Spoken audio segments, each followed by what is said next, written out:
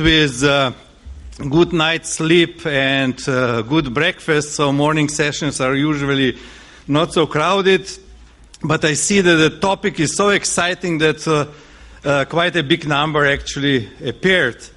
And I do hope that after the introductory remarks by the panelists, we will have a lively discussion. So at this point, I would like to encourage you to pose as many questions as possible and also contest perhaps the views which will be expressed by the panelists and in my introductory remarks. So let me begin by saying that my name is Marian Svetlicic. I am professor, but as you see, we started without the academic 15 minutes delay, so I'm used also, I do have experiences also from outside academic, so we are punctual. So when I got the invitation to chair the panel, it immediately invited me to the movie which I saw as a student. I'm not going to tell you how many years ago. Russians are coming. So today, you know, some fear Chinese are coming, and it was quite a funny moving, but I must say that we in Europe are a little bit less afraid of Chinese are coming than in the United States. When sometimes they say, well, it is well to invest, to buy the bonds, but when they want to buy, you know, the port or the oil company, oh, there is a problem, of course. So I would again say that Chinese are not coming, they are here. What is coming is Africa. What is coming is the next round of BRICS, which is, according to the Goldman Sachs, you know, next 11. Big populous countries which will perhaps become BRICS. And one of the big issues is whether these countries, China, because this is a China panel today, can become or can substitute US as the engine of the global growth. And there are, of course, different views on that. Some say yes, some say no. Surubanian is definitely on the yes side. He said yes, they can. The contribution to the world GDP is growing, roughly around 14% projected in 2020, and even more so in the decades to come, almost close to 40, but then going down probably because of the slowing down growth rates, which goes with the development, of course. So others say no, they cannot substitute, that they cannot play the role as the US economy played in the past due to, you know, Chinese save a lot. Huge reserves. They don't consume as much as in the US. So we have to wait until Chinese would consume more in order to perform, you know, the engine of the global growth. Well, of course, these formidable growth rates in the past, you know, around 10% last 30 years, cannot be sustainable in the future. It is the natural development of the higher GDP and so on. So IMF is projecting the slowing down for this year of China growth to 8%.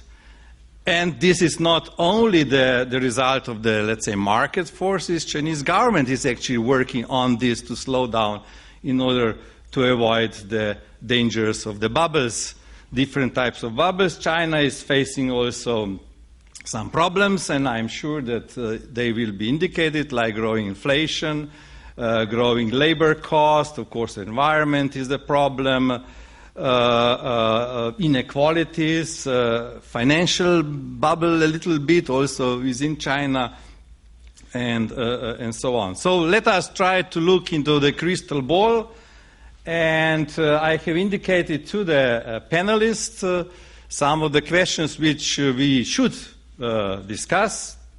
The first question, of course, is China able to help Europe?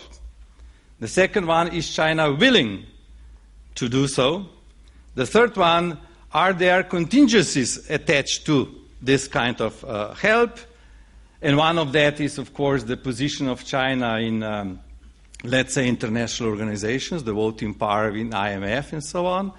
So, and the last question is, of course, because we are discussing Europe-China relations, is Europe willing to decrease its voting power in order to make room for Chinese to increase their voting power in IMF and, dare say, in other international organizations? So here is the impressive list of panelists. They are sitting in order of the words they will be given. So I am getting older, so I want to be a gentleman. So there is a rule, ladies first, and this is why I invited Professor Chu Lin-Chun, Vice President of China Foreign Affairs University, Deputy Editor of Foreign Affairs Policy Journal, to start. It is only appropriate also, not only for the rule ladies first, but also because we are discussing China, basically. So the next panelist will be Carrie Brown, and you can have noticed before they were chatting with Professor Chu Lin-Chun before, but not in English, but in Mandarin.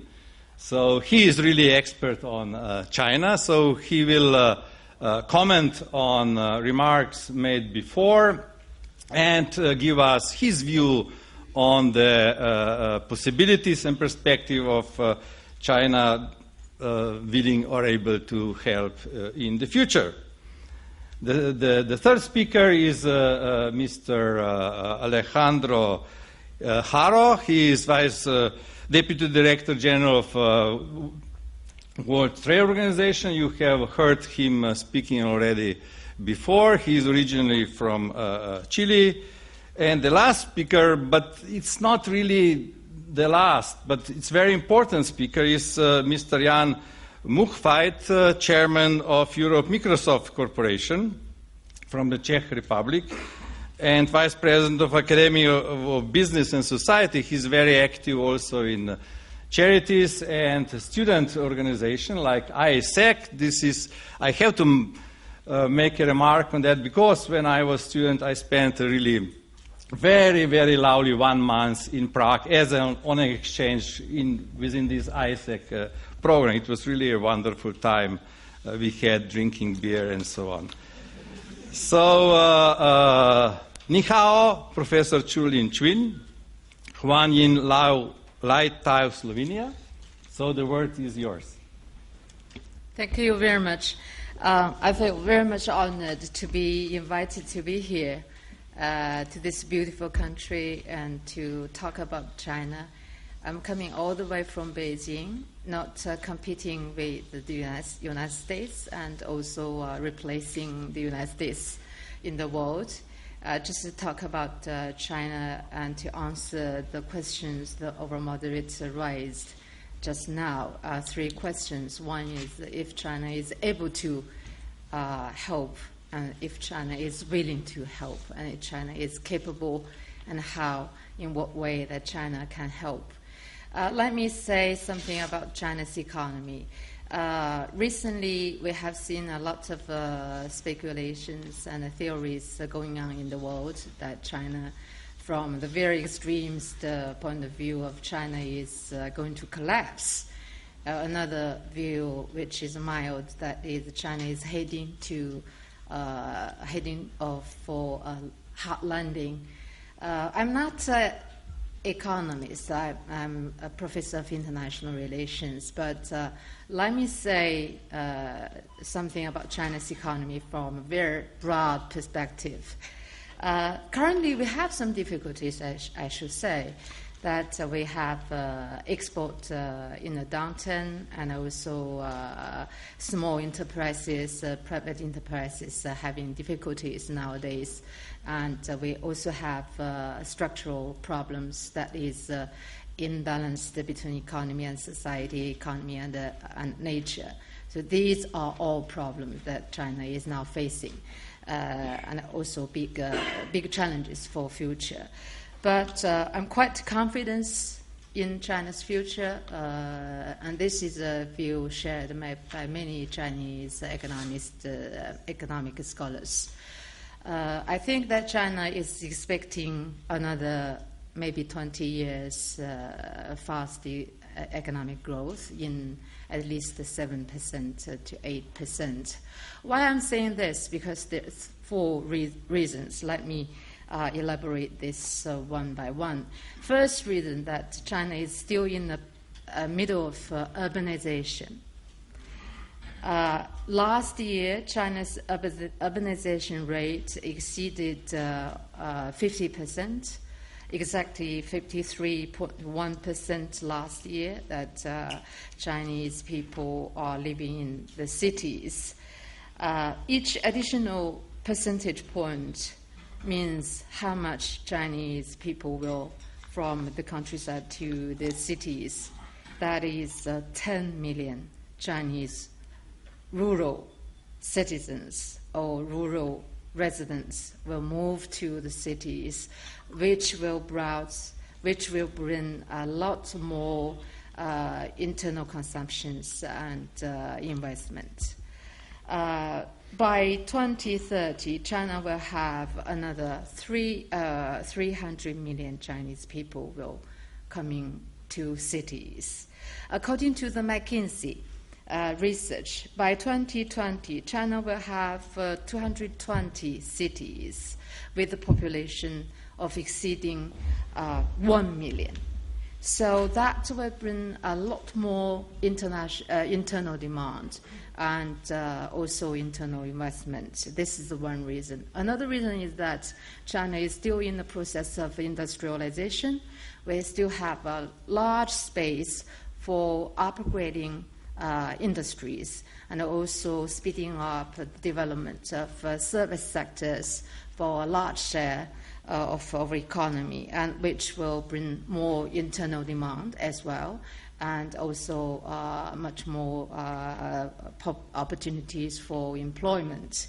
Thirdly, that China is now conducting a strategy of better food security and also modern agriculture and better development of the ecosystem. And these projects also will bring a lot of internal demand and internal consumptions. By the way, China is conducting huge social projects like employment support, social housing, even though currently China's housing market is overheated.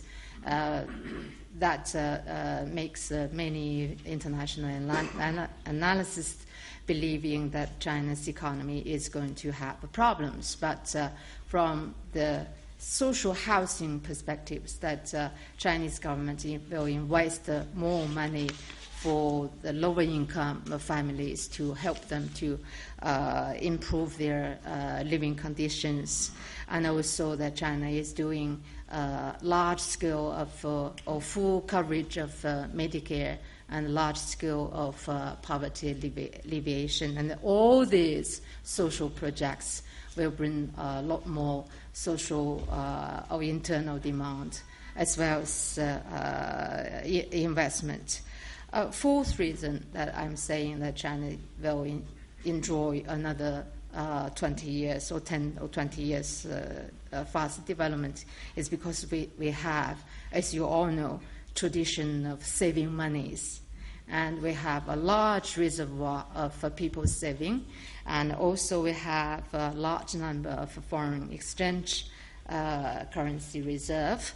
And in the field of financial policies, that China's accumulation of internal debt, including central to the local government, is only about 40%, less than 40% of GDP, and Chinese budget deficit is only less 2% of our GDP. So we have a lot of alternatives to manage China's economy.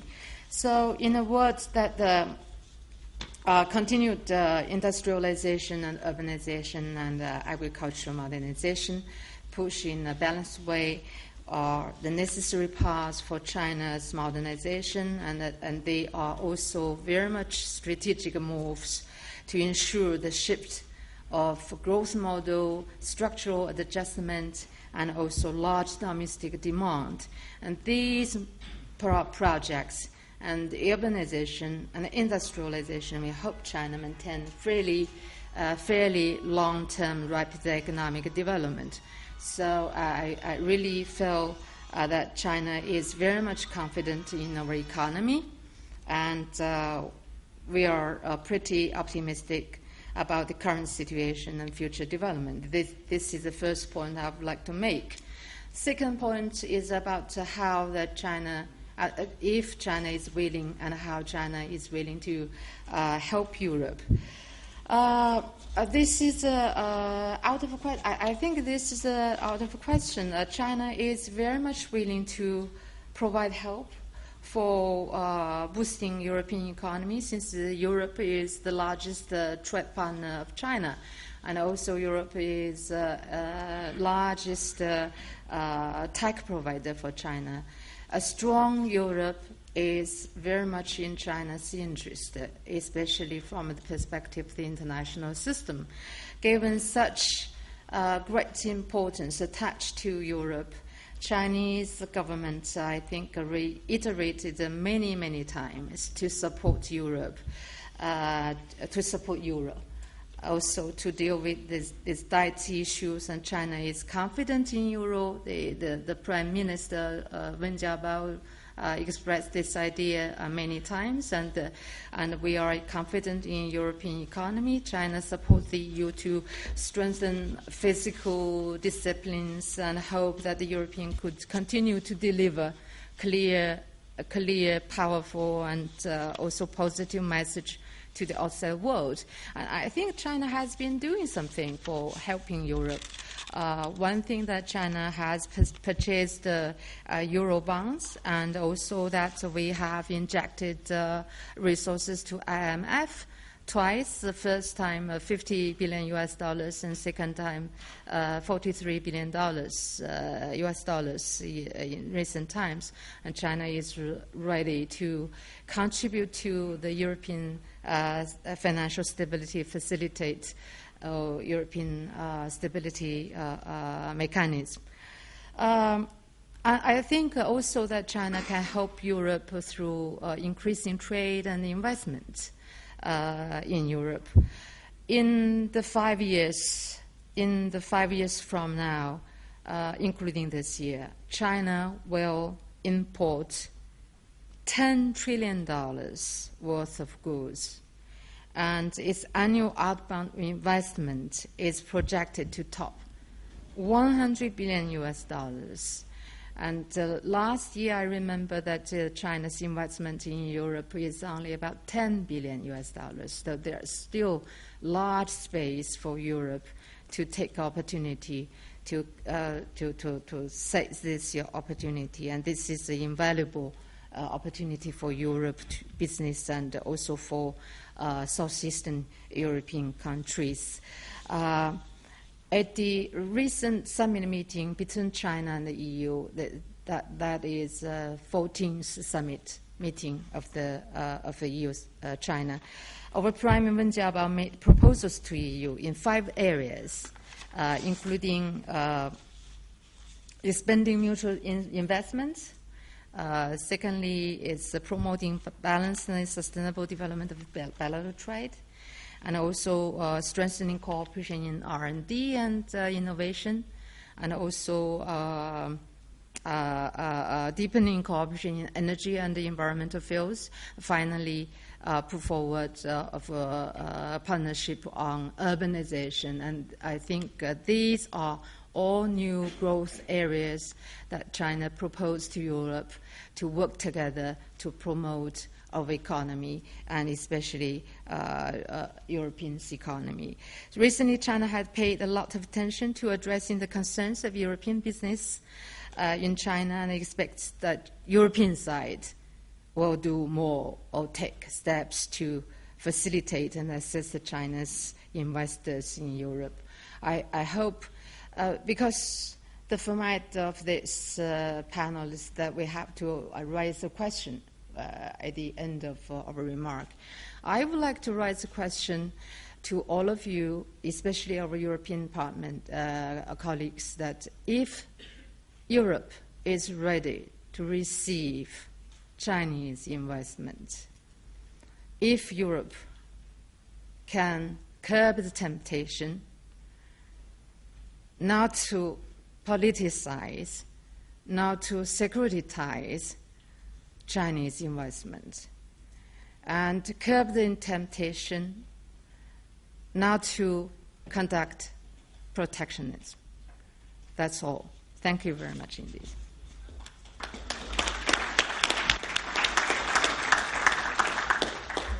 Thank you very much, Professor. You've been much too modest about your expertise in economics, because your expose was excellent and really pinpointing the major points relevant for our discussion. Thank you for this, and also for the last question, which is really intriguing. It is up to you, actually, and to the panelists to contribute. So let me invite now Kerry Brown, Director of the China Studies Center, University of Sydney, but he was also involved in Chatham House before, but also heading China Refresh and Advice Network funded by the European Union. So he is really expert on China, and he can first also comment on what has been said and give us his perspective on the future and the possibility of China helping Europe. Kerry? Great, thank you very much. And I'm very grateful to the organizers of this conference for inviting me here. It's my first time in Slovenia, and I am very glad I took the 20-hour plane journey from Sydney to be here. It's a great place to get over jet lag. Unfortunately, through some of the sessions, but that's not because of the speakers. I am very grateful to Professor Zhu for her very comprehensive and skillful introduction, and I'll touch on a couple of themes, particularly the final one about the security and politicization. I run the Europe-China Research and Advice Network, which advises the European External Action Service, but what I say today will not be any reflection of European Union policy, obviously. We're just advisors from outside. In 1991, Li Langqing, who was then a member of the Politburo, visited a factory in, I think, Heilongjiang in northeast China. And apparently he noticed that the factory was making tractors. And the name of the tractor was Leaping Forward. Leaping Forward. And so Li Langqing said to the owner of the factory, "What a great name. Why did you call it that?" And the factory owner said, "Well, it's because we've run out of brakes, and so it can only go in one direction." And I think that's true of what will happen with China. It's not because it will be good or bad, but because it does have plenty of space for growth. And therefore, I think that there's kind of some facts that we have to address, and there is one central mystery, which I will also talk about very briefly a little later. It's staggering. It's absolutely staggering that yesterday the session, Europe and the Reshaped Global Order, I don't think, unless my jet lag came back to me, mentioned China once. Maybe once, maybe. I mean, I don't know what planet politicians and policymakers in Europe are on, but your problems are not just in this little patch of the world. There is an historic transition of economic, energy and productivity to Asia, and that's not going to go away. I live in Sydney, in Australia. We don't have any luxury in confronting this. It happens. 50% of our very good GDP growth is because of China. If we didn't have China's investment and China's trade, which is after all Australia's biggest trading partner, we would not have growth. We would be in the same mess as you in Europe. And basically, we don't have the luxury of thinking about, do we want it, don't we want it, do we want to have a policy, don't we want to have a policy? We just have to have a policy. So that makes things very simple. China's transition over the next 10 years, according to the 12th five-year program, is to become a middle-income country by 2020. So that's a per capita GDP of about 11 to 12,000 US dollars. And that transition is a very treacherous transition. It's a tough transition. It is one that is going to create great strains on the Chinese environment, for its energy, and for all sorts of issues, from food security to water security. These are things that policymakers, as Professor Zhu has referred to, have a very clear awareness in China. Our choice in Europe or Australia or America is what part we play in that. Are we partners in it? In what way are we partners in it? How do we take that growth and that potential seriously? How are we going to work with China? That deals with the politicization issue. We can politicize, but China's issues, the internal stability of China's 33 provinces and autonomous regions, the developmental issues from China at the coast to China in the western regions, the role of state-owned enterprises and their incredible wealth at the moment, that's a political problem for the Communist Party of China. All of these issues are our issues. If there is instability in China, and this is a country, after all, that spends 111 billion US dollars a year on internal security to maintain stability, that impacts on our supply markets, it impacts on our exporters and importers. It's a big deal. Therefore, the question is, how are we partners in this? In what way are we partners? The particular internal reforms that the new leadership, the fifth generation leadership, likely to come in at the 18th Party Congress this year, will need to face are not just about their international role. It's about issues like property rights. It's about issues like taxation. I mean, the central government is predominantly the tax-raising power in China, but disperses tax to provinces. It's about pensions. The biggest budget line in China's provinces and the central government is pensions, but those are only supplied to the 50% of the people living in the cities. Those who have residence rights in the countryside don't have the rights to pensions. It's about the creation of healthcare, of education, of elite education, and basically of structural reforms, the kind of structural reforms that we talked about yesterday. Chinese would look at the wealth, at the per capita levels in Europe, and really would wonder, why have we messed up? How can we not solve our problems? We're in a good position. It's okay. China has to deal with very profound structural issues that make our problems in Europe look very straightforward. That is, I think, the mindset, and that's why they probably have been not so patient with the political disarray over dealing with the euro crisis.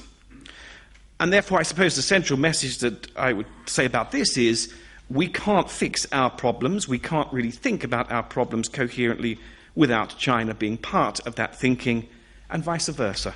China needs us too, and that's never been denied. I said I would refer to a mystery, and the mystery therefore is, when people talk about direct investment into Europe from China, how it is that the world's second largest economy, a multi-trillion-dollar economy, is such a small investor in Europe.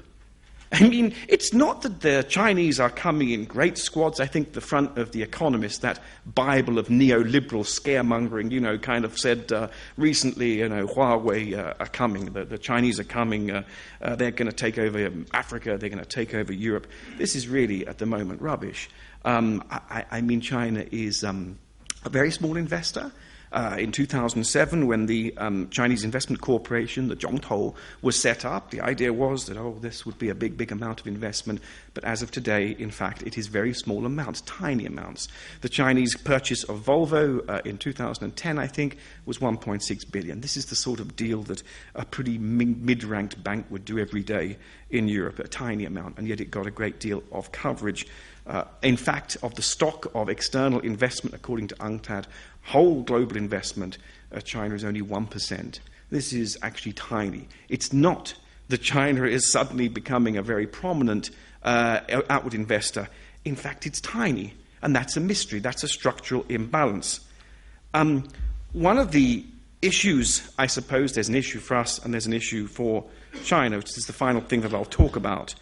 Only recently, I think only last year, did the Director General of Trade in Brussels at the European Union level get competency across the member states to try and create an inward investment policy about China. And that's something we're doing work on, and I'd be happy to share that to you. We have commissioned research on Chinese investment into Europe and into Greater Europe, and we've looked at the kind of enabling policies that can help Chinese investors.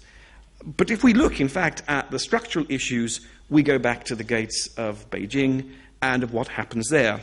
And there are issues which I think are three issues. One is cautiousness, the second is inexperience, and the third is complexity. Those are the things that actually create problems about a unified investment policy.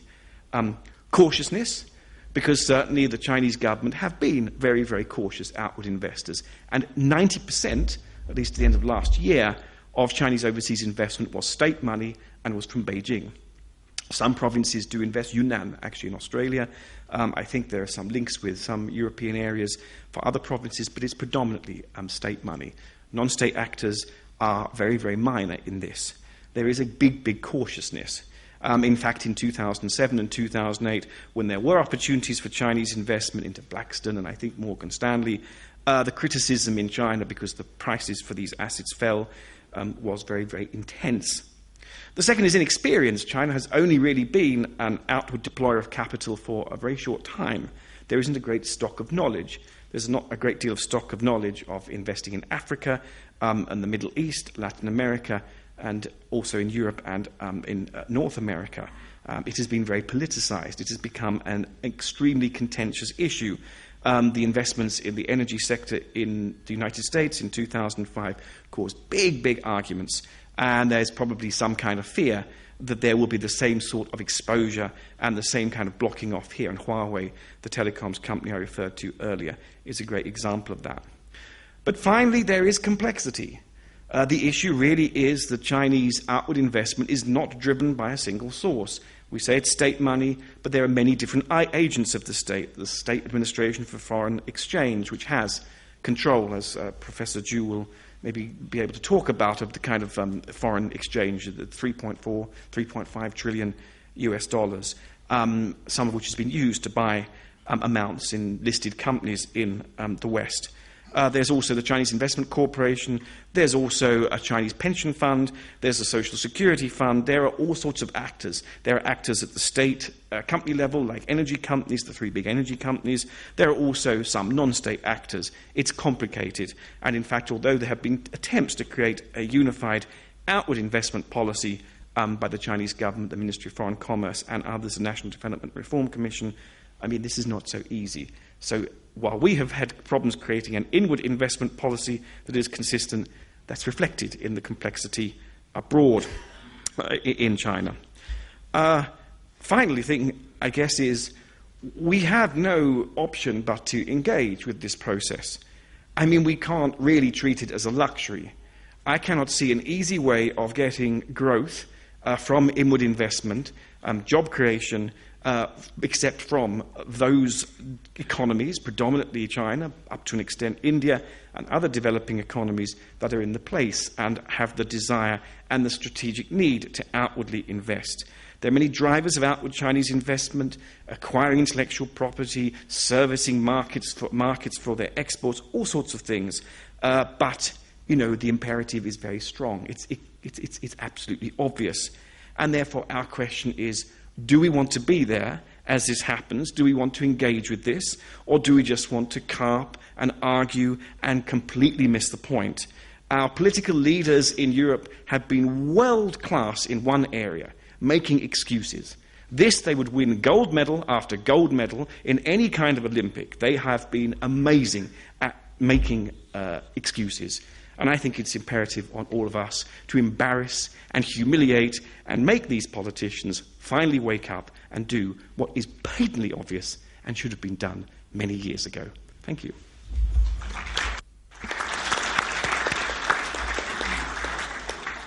Thank you, Kerry. Sometimes politicians are very good in humiliating themselves, so no need to help them too much.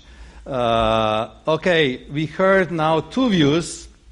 One optimistic side that China is willing, while Kerry was saying, well, there is a mystery. Why so little investment in Europe, which amounts to about $3 billion only, out of huge, which is 5% of outward FDI of China in general. So before moving on, perhaps we can stop a minute or two, and I would ask a question, and everybody can address what Europe should do. Because China is obviously willing to invest more, what we should do to get more Chinese investment.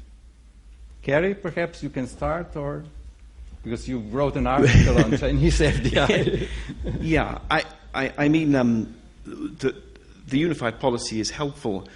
We have to recognize that we're dealing with inexperienced outward investors. I mean, Chinese companies have a lot to learn, and I think that they are, happy to admit that. And I think, some of the kind of most attractive investment opportunities for them at the moment are kind of politically no-go areas. I mean, sort of critical infrastructure. It seems to me a little contradictory. On the one hand, Europe and the UK, certainly other places in Europe, maybe not so strong, but we have this great faith that our rules, our laws are strong enough that we can sort of engage with anything. And yet there seems to be this big problem over Chinese investment. I think that's strange. Is it, so strange that we have been quite big investors in China, European companies. It's not created a sort of staggering change there and made everyone, want to become Europeans. Thank God for them. Why do we have this sort of feeling that if our rules and our laws and our legal kind of systems are strong enough, that this should be a big threat? It should be an open playing field, shouldn't it? And I find that a little bit contradictory. That is also, I think, something Chinese investors find contradictory. They come to Europe and they have to deal with 27 voices, different union laws, different insurance law. It's very complicated, and we probably expect too much. Okay, thank you. The problem with law is not so much that we make them, but to implement them many times. It's general in Europe as well as in Slovenia. So let us move to the next speaker, Mr. Alejandro Haro, Deputy Director of WTO. De la bienvenida a Slovenia, because you are coming from Chile. So how can trade be an engine of growth? EU trade with China, we know some analysis, because I am from the academia, I have to say some things about the empirical research, Aurora and Vamakidis said, well, if you trade with countries which are fast growing, 1% of their growth rate is correlated, it is not causality, with 0.8% of your growth, which means that we should trade more with those countries which are growing fast, and China is the champion, has been the champion in the past. And the second issue is, Mr. Hara is coming from the international organization, so can you comment on the position of China in international organization, which should reflect the changing landscape of the tectonic changes in the world? Thank you. Thank you very much. Very nice to be here. It's my second panel in this forum, and I've heard two very good interventions, I must say. I have three main points to deal with. I agree. I think we should expect China to continue to grow, to eradicate poverty, to improve its welfare system so that they will save less and consume more, to improve its infrastructure, services, both public and private. Thus, the demand for raw materials, the demand for proteins and for technology should increase over the years to come. And all this, of course, requires more reforms, more market economy, etc. And I think China is pointing in that direction. It's not easy, but they've been doing it, and I must say, at breakneck speed. But the fact is that when one looks at the realities, for example, of trade, I would say China is huge, growing very much, but in terms of value added, it's still small. When one looks at this product, the value added must be less than $10, and so on and so forth. But China is very much at the center of global supply chains nowadays. And more often than not, it's the last point where all the materials come together and get assembled. I would predict that over the years to come, the value added in China will increase because of its skills, because of its education, and other improvements. This is bound to happen. So we're going to have a different China competing in the world markets in terms of better quality and more value added to its exports.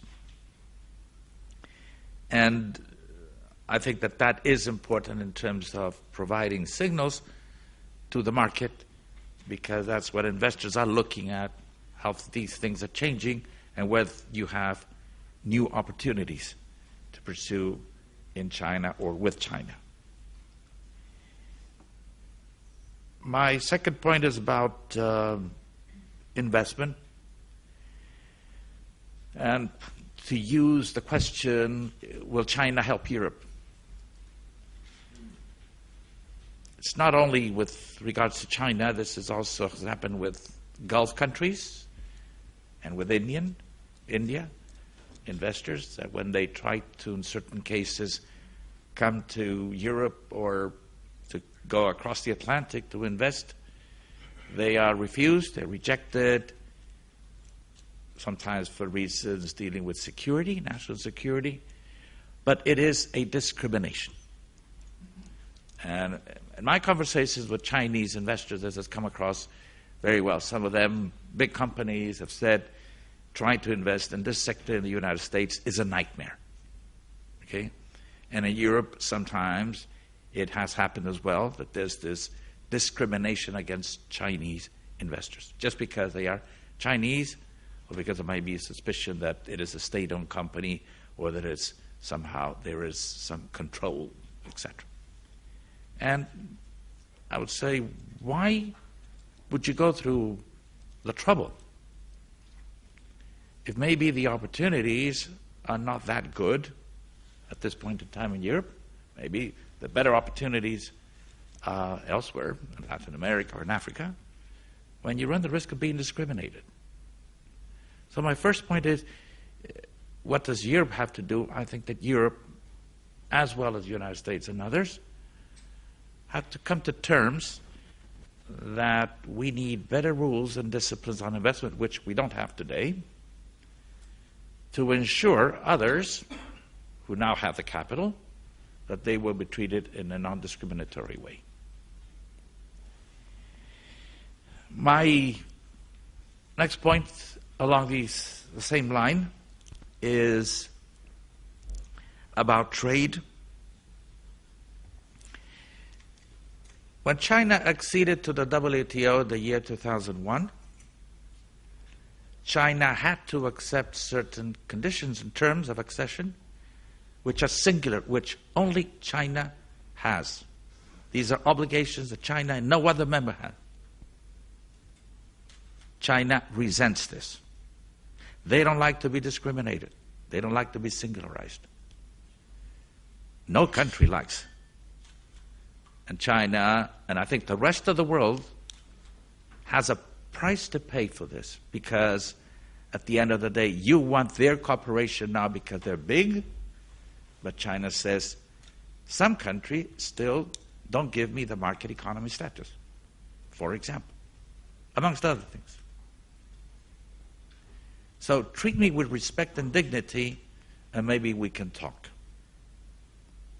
And I think about a year ago that came across very well when Wen Jiabao in the summer Davos in Dalian said it. We can help Europe, but Europe can also help us. You can start by treating us with a market economy status, which, by the way, absence of this status greatly facilitates the application of anti-dumping duties or countervailing duties against Chinese products. And this is not only Europe or the United States, but it's also Brazil, India, Argentina, and in many other jurisdictions. Most of the protectionist measures are against China.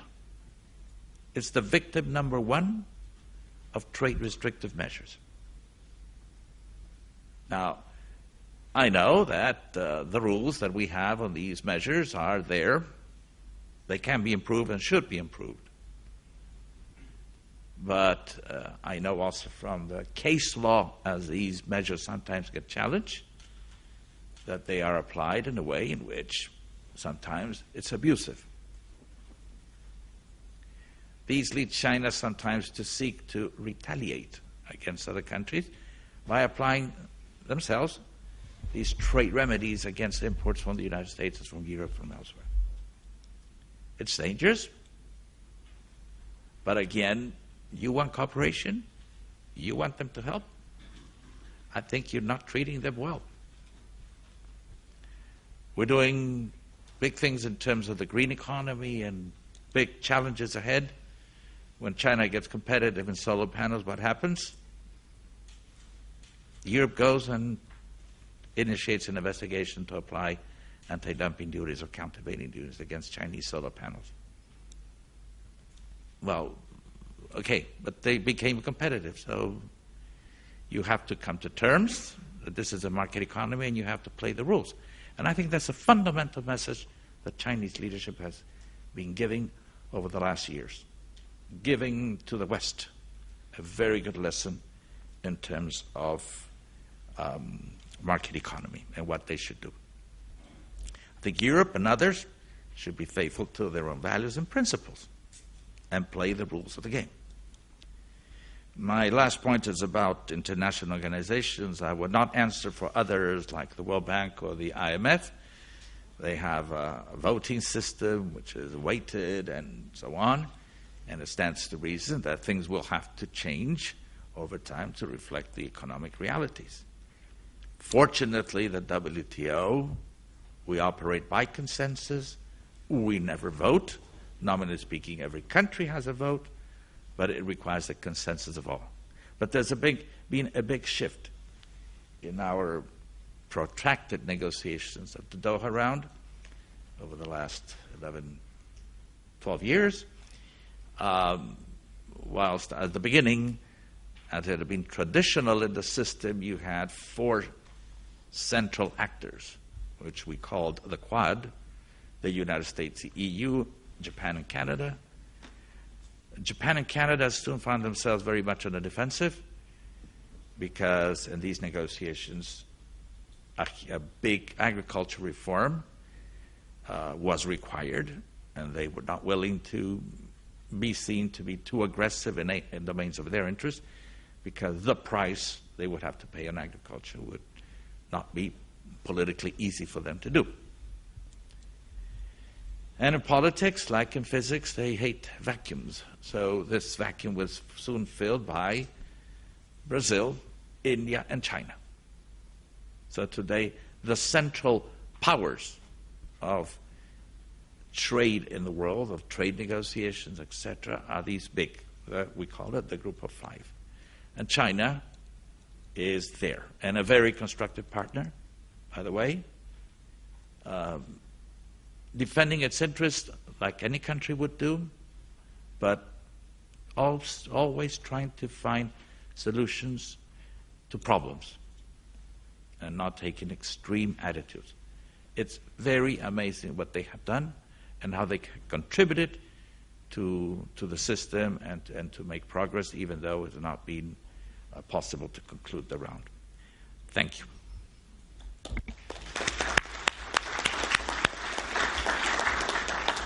Thank you, Alejandro. I'm sure that His Excellency, Chinese Ambassador to Slovenia, appreciated very highly your remarks about the eliminating discrimination of China in our debates and even informal settings. So when I'm teaching students, I usually start from bottom up by cases, and on that we learn, the general framework and so on. So here, because the different audience, I changed the order, so now I'm inviting the practitioner, Mr. Jan, coming from Czech Republic, from Microsoft, to tell us about bottom-up, how firms view the situation, what we should do. Can China help us? Can China invest more in Europe? What about the euro and yuan in the future global economy? So, Jan, vítajte v Slovensku, and please, it's your word. Thank you very much. Good morning. It's great to be here. Ladies and gentlemen, I will address this issue of Chinese investment from the point of somebody who was responsible in Microsoft for creating emerging market strategy. Indeed, I was working with McKinsey. McKinsey was mentioned here, because they created the report, but I created the first strategy for the BRIC countries. If you look in general, and I will talk more about the new Europe, about the countries which are relatively new in the EU. Those countries between 2000 and 2007, they were darlings for investors. There was boom. It was like Happy Land. Everybody thought it will go forever. But it changed. During the crisis, everything changed. And now, today, investors, including China, and there are a lot of issues which I agree with, but in general, even including China, investors are much more picky, and we compete even in this European region with the other regions, right? So it is about 3 I would say. It's about quality of institutions and less bureaucracy. The second I, it's about the infrastructure, both basic infrastructure, but also things like IT, healthcare, education. And I will talk about education more deeply, because I think this is the real issue in the European region. And the third I stays for, innovation. You may ask why we were so, lucky and to be the darling for the investors. And I think the major issue was not the cheap labor force, but it was mainly the quality of the workforce, really, the quality of the people. But today, if you look 7 years from now, which is the measurement, the OECD, they call it PISA, it's called Program for International Student Assessment, that measures mathematics, readings, and science. Almost all European countries are dropping down. For example, my country, Czech Republic, number 7 in 95, now number 27. So in majority of the European countries, 1/3 of the pupils, 16 years old pupils, they don't know what they are reading. They don't understand the content, basically. Right? So what I'm saying that education needs to be in Europe, again, mantra, what was in the past, because Chinese, and this is the point I would like to make. In the year 2009, it was announced in 2010, for the first time Chinese from the schools of Shanghai, they took part in the PISA study, and usually the Finns and Korean students are winning those competitions. For the first time it was won by the Shanghai students, and they were beating them by 30 points in each and every category, which means like 1 year ahead, right? So I think Chinese companies and Chinese investors will be very picky as much as, the quality of labor force is concerned. And that's why the education, starting with the basic education, needs to be kind of the mantra. The second point I would like to mention, they are always asking, do you have in Europe enough engineers? We don't.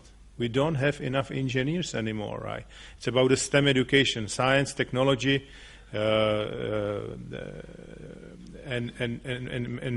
management, those kind of the education we are missing today. And there was a lot of discussion about, whether it's China or, America, but here in Europe, majority of the countries around Germany are doing quite well economically because of China, because the relationship between Germany and China is working very well, and Germans are able to export, because Germany is a good country, because it's a big economy obviously, but it's open, and I think it's aggressive in terms of the export and attractive in terms of investors, right? So I would say definitely it's education and quality of the labor force and the lifelong learning. Because today, and that's my last example I would like to mention, because I'm the software engineer by profession. In the past, you were educated for the whole life. Today, you will be re-educated, upskill, reskill as you go through your professional life. And I tell you why. Because of the technology, which is changing everything. Today, if you take new Mercedes, and I know the BMW is, but I don't know, he is a sponsor, but I don't know exactly the numbers for the BMW, but it's similar with Mercedes. In new Mercedes, you have 16 full-fledged computers.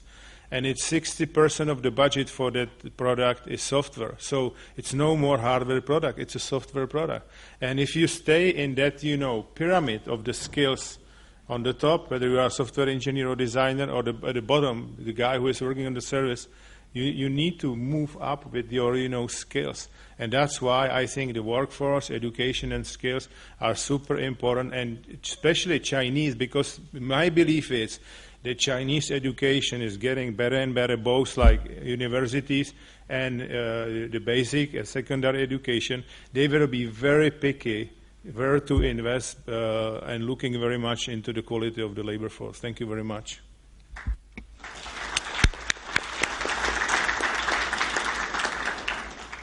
Thank you very much, particularly for these remarks about the education. It's very nice to hear that coming from the academia.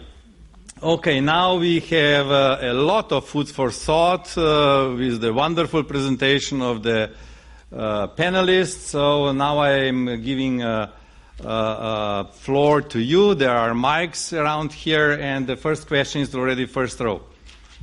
Please present yourself. My name is Helmi. I'm the Deputy Assistant Foreign Minister of Egypt. Well, it is very interesting what you have mentioned, and I think that the peaceful rise of China is considered to be one of the most important subjects in dealing with the changing balance of power in the world. China is achieving growth rate between 9 to 11% yearly during the last 30 years.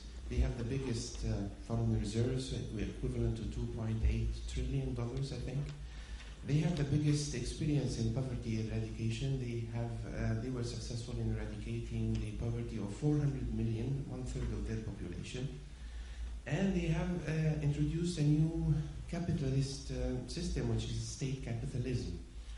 The question is the West and the world is ready to see China in 2025 or 2050 to be number one, not only the second economic power, but the first economic power? What will happen to the world if China will continue their development process with 9% or even 11% yearly for the coming decade or 2 decades? What will happen what will be the picture of the world if not only surpassing the economic power of Japan, but surpassing the economic power of the United States? This is very important, because after the rise of the West, we are witnessing the rise of the rest. We are witnessing the rise of the BRICS, and they are acquiring knowledge, as you correctly mentioned. The Chinese are bridging the gap of knowledge, the knowledge gap, and they are forthcoming to be the first economic power in the world.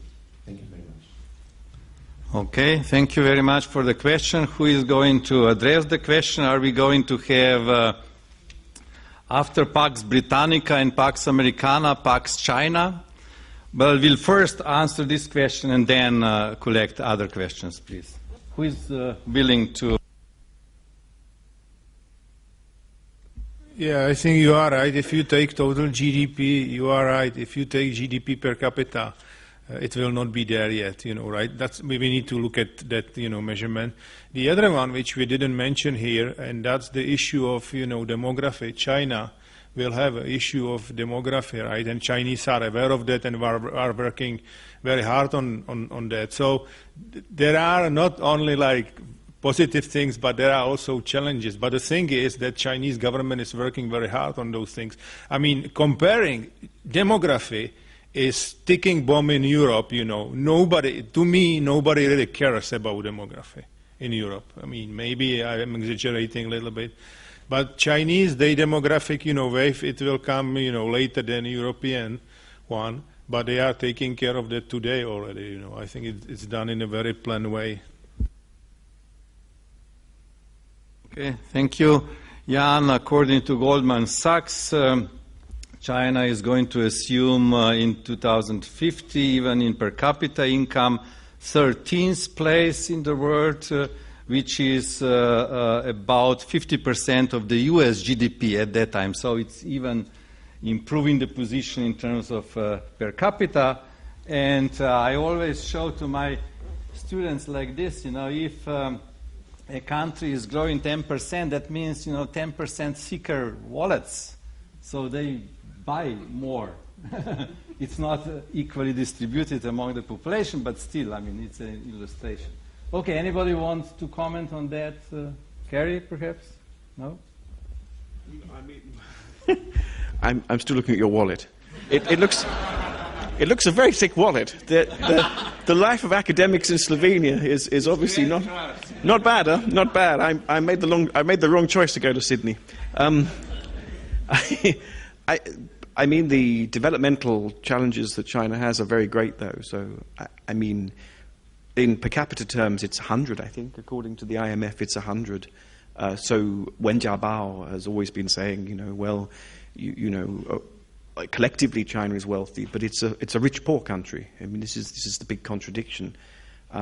Whether politicians are able to understand that for the first time in modern history a developing country will be dominant economically, this is obviously going to be a big problem, and therefore the Chinese government, as Professor Zhu sort of alluded to, are really against being talked of as a G2. Obviously from Egypt, that China has been having big problems with the fact it's got a big economy, but it doesn't want this prominent diplomatic place. And I think that's where the problems are likely. The expectations for China to take a role in international affairs are going to grow. People will want its support. In Libya, it made some big mistakes. It had very serious construction assets there, which it had to try and protect. It wasn't able to, and then it didn't recognize the transitional authority until the latest on the Security Council, and there was lots of criticism in China of that. And I think on Syria it's been very reluctant. But those problems are not going to go away. And I read this morning that Hillary Clinton is apparently going to visit the Cook Islands, which apparently I think a last American visited about 200 years ago, on the way to America. So this sort of creates a suspicion that why is America suddenly wanting to get close to countries with populations of about 5 people, but they happen to be in the Pacific. This is a challenge. Okay, I would like to add something to Professor Braun's. I think when we talk about China, I just described a little bit of a rosy picture for China's growth.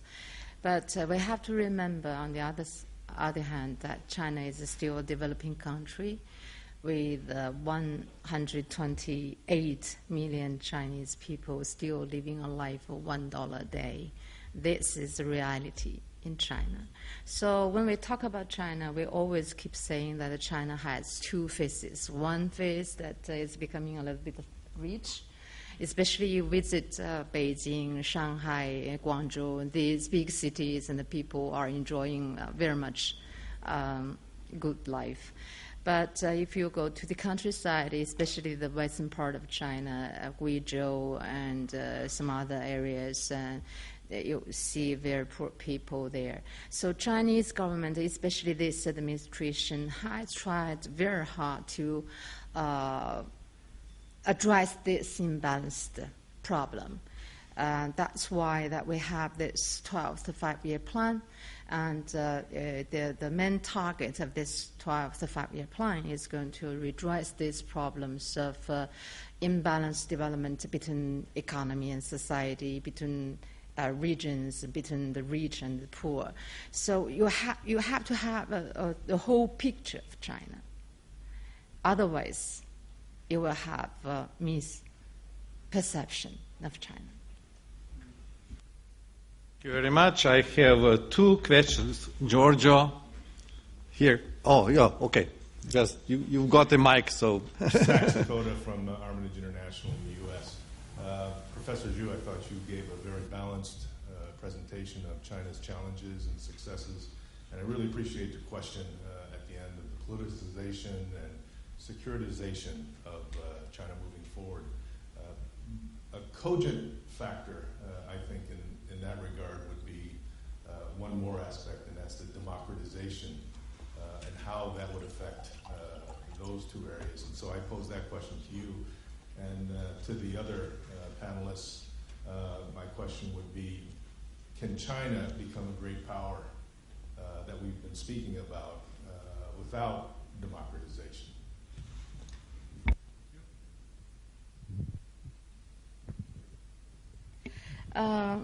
As far as this democratization issue is concerned, I think I would like to say several things. One, that China has been doing reform and opening up policy since the end of 1970s and beginning of the 1980s. After 30 years, more than 30 years of China's reform and opening up, and China's democracy has been very much improved, I should say. People have more say to the policy makings and the process of policy making in China, not only in terms of public policies but also foreign policies. The process is very much open to the outside, to the public, to the audience. The government is ready and has been ready to listen to the public, and they check internet every day. And our Prime Minister said that every day he sometimes spent at least 1 hour to know what the people saying is expressed in the internet. This is a very example of this. Secondly, I would like to say that democracy is kind of opening process of policy making, and like people participating in the process and to express freely their opinions. And in this regard, that China has been doing a lot to improve our democracy. And we have a local free election, and within the Communist Party there are a lot of reforms about the decision making. Thirdly, I would like to say that democracy means different things to different countries. We have to adapt to the local situations. We cannot copy democracy of the Western societies into China, because we have our historical experiences in this regard. And I also want to say that it takes time.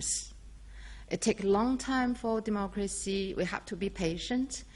For Western society, maybe it took 300 years for you to have a mature democracy. And for China, we only have several decades. So still, for our colleagues in the United States, in Europe, we have to be very careful when you say that you have to copy our system, because it doesn't work. So China will continue to do reform and opening up, and will continue to improve our democracy participation of a policy-making process. Okay, thank you. Anybody else? I have 3 questions in the row, but let me add to this point, that different things are different in different countries.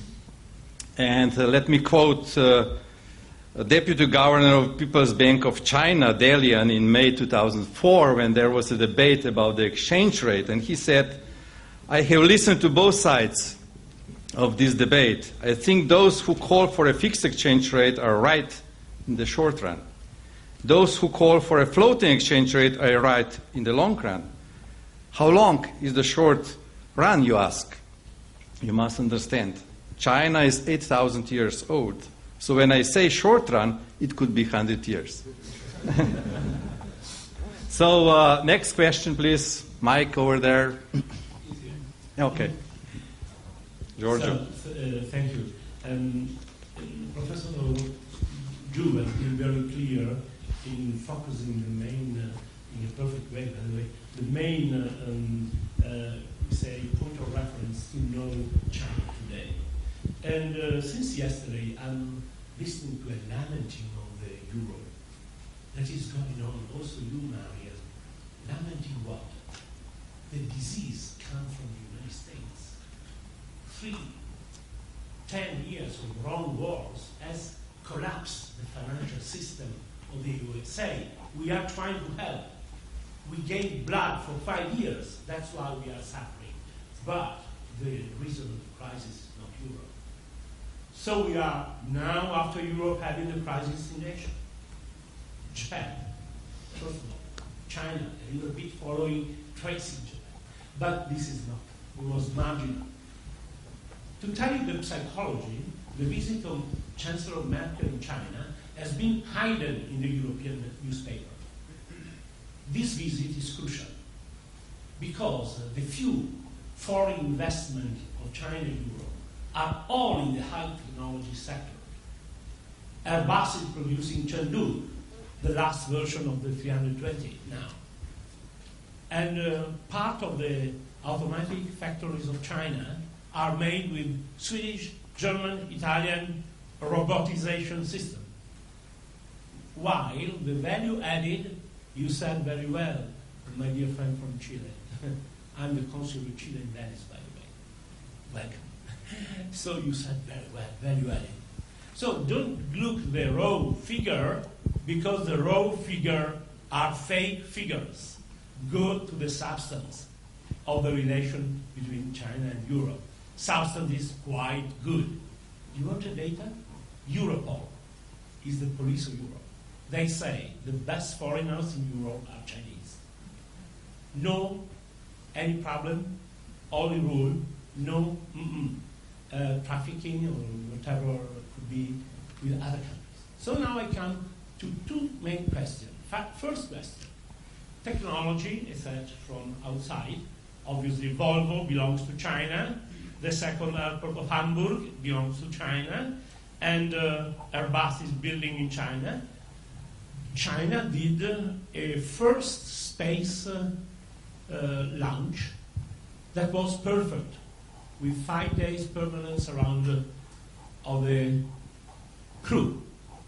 No, any country in the world did that in 50 years because the first launches were failure. Why China was so perfect? Without having had any war to support the technological advancement. Question is the touchy question, Professor Zhu, of the military expenditure. Military expenditure is a good cholesterol for technology in China. This is the answer of the Stockholm Institute of Security Studies. I trust this view because soft foreign policy of China doesn't represent a threat to the security, but is done for internal purposes, in my view. So it's a question, but also I told you my view. And the second point, and is related to the dual economy that characterizes China. We technically say dual economy. And in Europe, we are very much aware of the dual economy. I come from Italy. For 150 years, we had to face dual economy. And Spain is dual economy. And Germany has been for 1 century, more than 3 century dual economy. And we never talk of Russia, you know? Do you know how many, my dear friend, a colleague from Sydney, how many are the investment of China in Russia? 0, 0, 0. mostly. So means you have to avoid so-called football mediatic language discussing with international relations, because we enter otherwise in the television debate, and I prefer to stay close to the real, empirical, you said before. I don't say empirical, but apply economic, finance, security studies, and not to the feeling or the perception each one of us could have.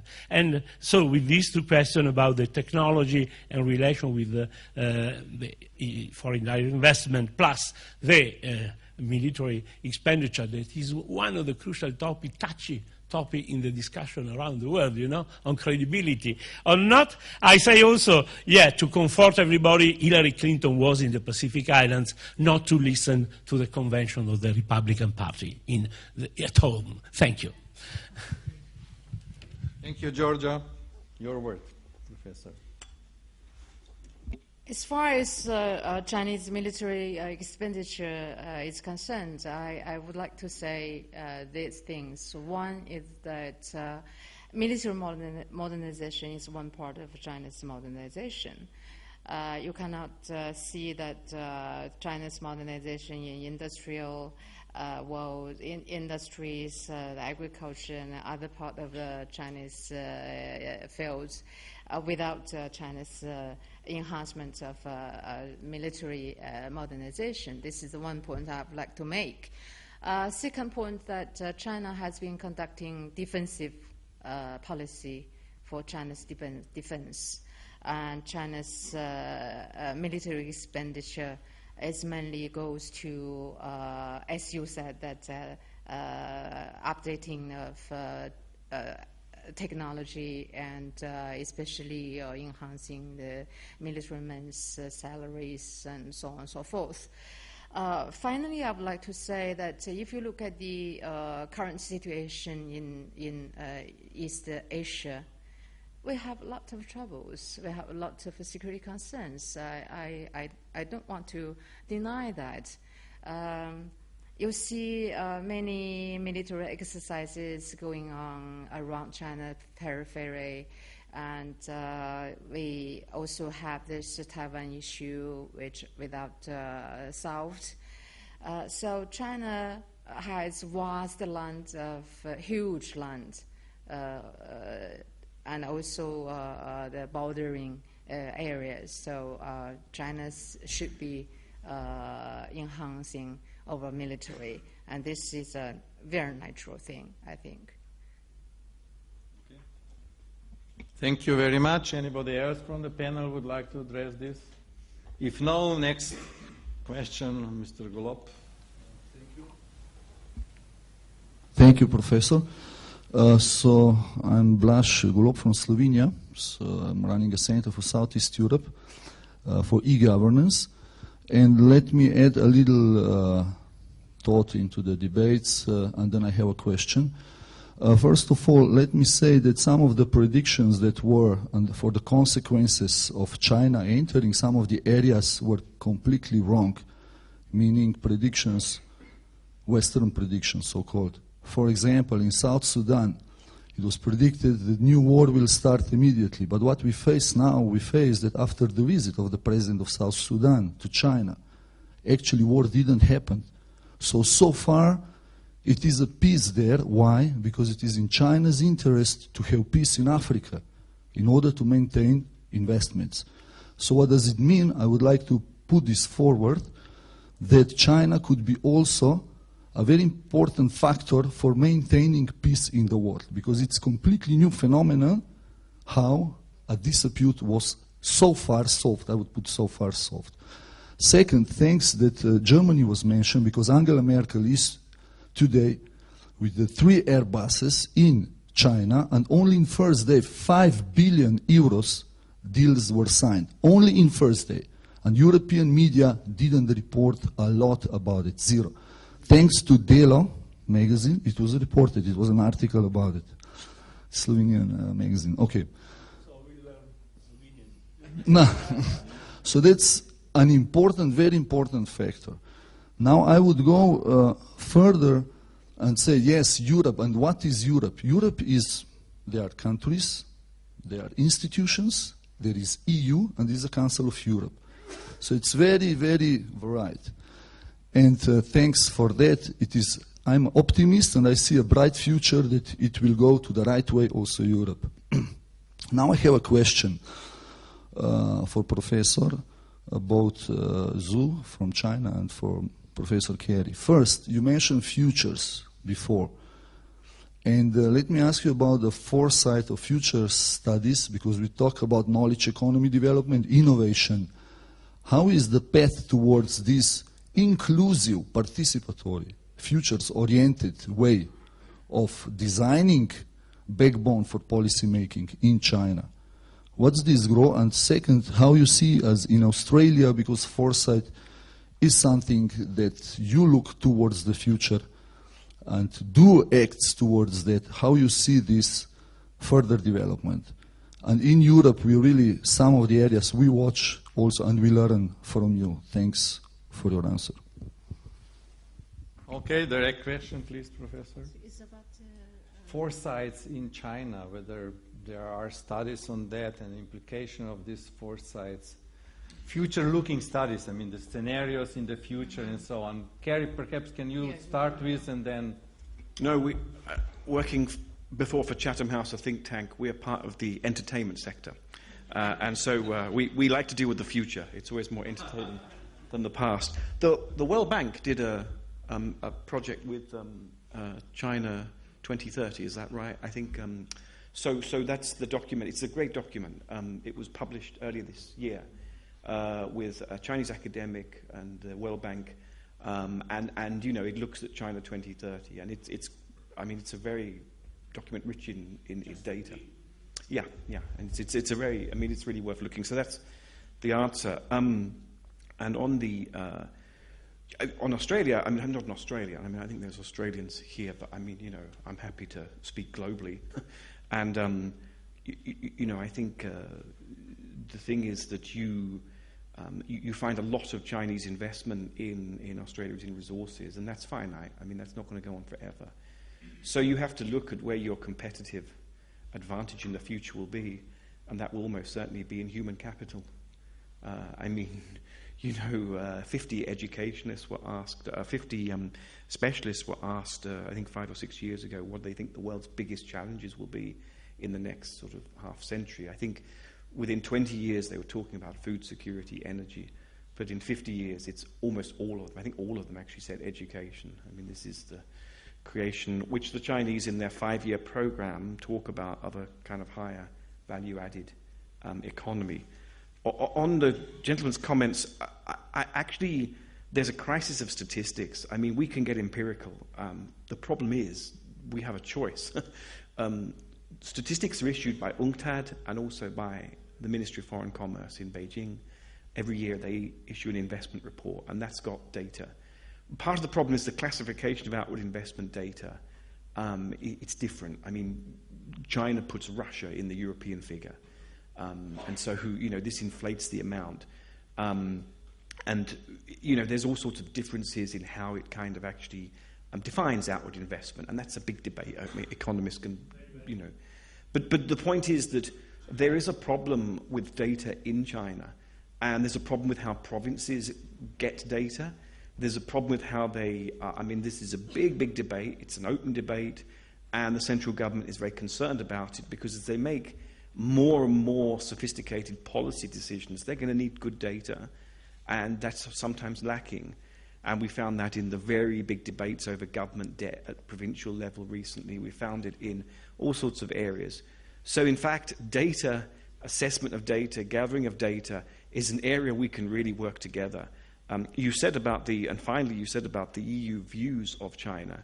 We've done research on that. We've just done a paper on it for this Europe project. And the problem is, we have we've done work for 3 years on what are Chinese views of Europe. And the news is, to everyone's astonishment, wait for it, they're really positive about Europe. They think Europe's great. It's much better than Japan. It's much better than America. We are warm, cuddly. Yeah, I mean, they love us. They absolutely love us. And this is we've done this in 6 provincial cities in China, across different classes, about 6,000 people. We've polled them in great detail. They are very knowledgeable about Europe. They're knowledgeable about the Commission and the Council in ways that most people in Europe probably aren't. And so this is very positive. The mystery is, why are we so poor at kind of making that more of an asset for us?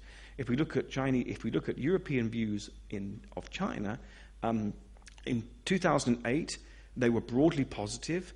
Ironically, after the Beijing Olympic, they really collapsed, particularly in France and Germany.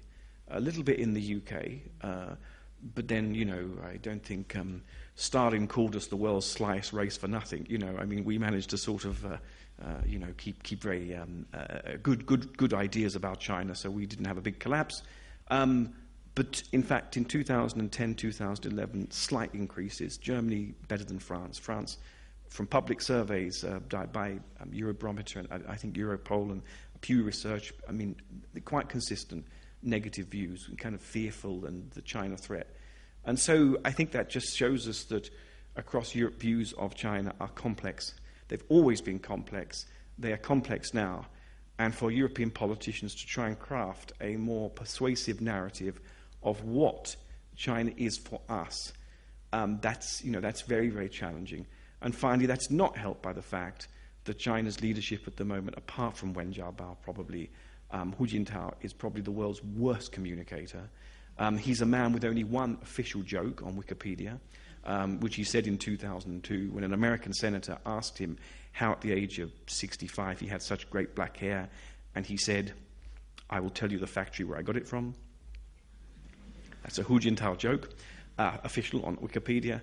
But he's not been a good communicator, and that's not helped. Xi Jinping, who's likely to be his successor, may be better. That might be an improvement. I feel very much grateful to today's panelists, especially Professor Brown and other 2 panelists, for their better understanding of China, especially in-depth knowledge about China.